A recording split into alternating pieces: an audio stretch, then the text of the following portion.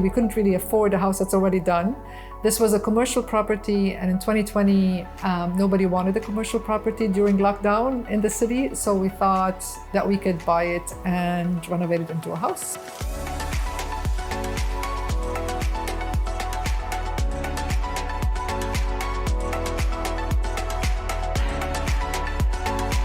So my name is Samira Casey, and this is my husband, Frank Welty. We bought this about 2 years ago because we really wanted an interesting house in Limerick city centre. What Frank loved is, and what he convinced me of, is the lights. So it's a corner at the end of a terrace, and it's got lights south and west facing, and he was right, and there's skylights over here. So it had nothing of a house, so there was no showers, there's no kitchen, there's no bedrooms, but the light was beautiful. And so we thought we could work with that. I think we were lucky that we didn't get any bad surprises in the structure and the house in general. Some stuff took longer and was more expensive than we imagined, but we were very happy with the architect that we got to begin with, because she had familiarity with conservation. She was conservation qualified, and she had a love for bringing the city back to life. So that we feel very good, and I think that was very important. Yeah. It helped us deal with the city, and it helped us not make mistakes.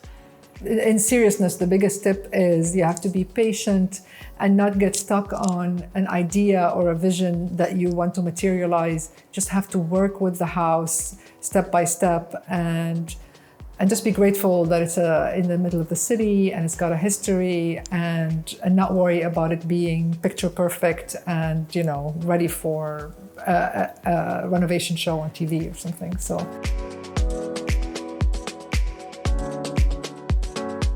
Our names are Anthony and Rachel, and we've bought this 4-storey over basement Georgian building in Limerick City. I suppose the reason we bought it was that we were very passionate about Georgian Limerick and renovating an old building into a home for our family.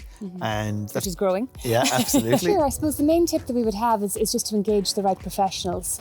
From the outset, something like this can grow legs. It can get bigger and bigger with every week that goes by.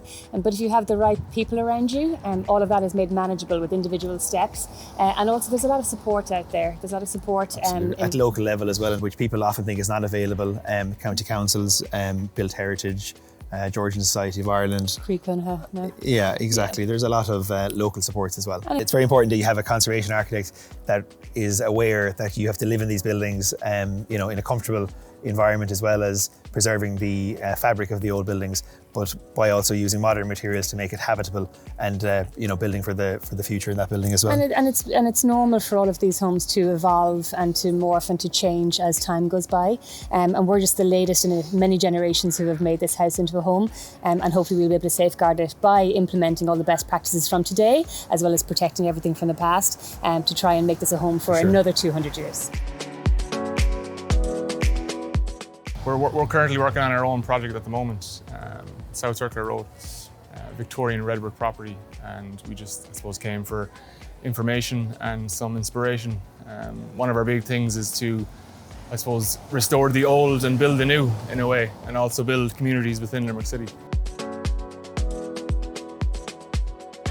The key takeaways today was the Living City initiative and the tax incentives associated with the restoration of the Georgian buildings, and potentially down the line and hopefully being able to actually use those incentives. And also I think seeing what you can actually do with the building, and as well just getting a more realistic time frame of how and costs and how big they can go. I think also feeling motivated when you see other people that are quite interested and motivated as well with their own projects, so it kind of would motivate you as well. My name is Georgian and I work for Limerick City and County Council.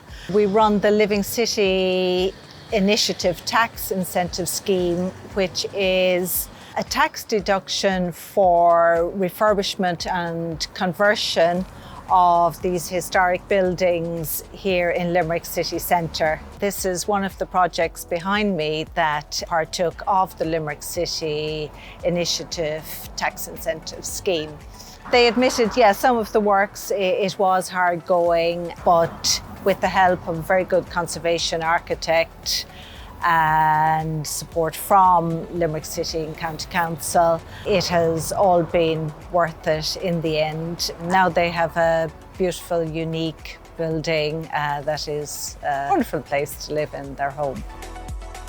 It's going to be a lot more expensive than you think, no matter what you think. Yeah.